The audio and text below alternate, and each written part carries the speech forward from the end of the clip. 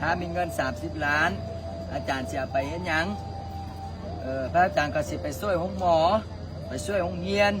ไปช่วยวัดไปช่วยสถานที่ต่างๆว่าแต่30 ล้านนี่30 ล้านอย่าง30 ล้านเงินลาว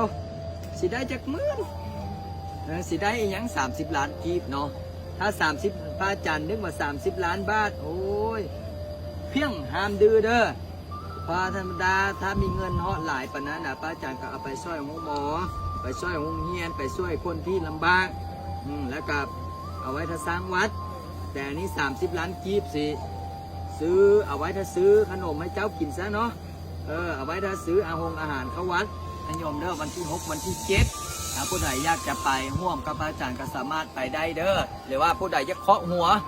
วายนี่ก็เคาะหัวผู้ใดดื้อเนี่ยแล้วโดยเฉพาะนี่ดื้อนี่เคาะหัวป๊อกป๊อกป๊อกป๊อกนี่เด้อห้ามดื้อได้เพราะฉะนั้นแล้ววันที่6ประมาณช่วง5 โมงแรงถึง10 โมงกลางคืนพระอาจารย์กสิฮับโยมอยู่ตลาดลักซาวนั่นแหละอยู่ซีแยกไฟแดงลักซาวเด้อแล้วก็วันที่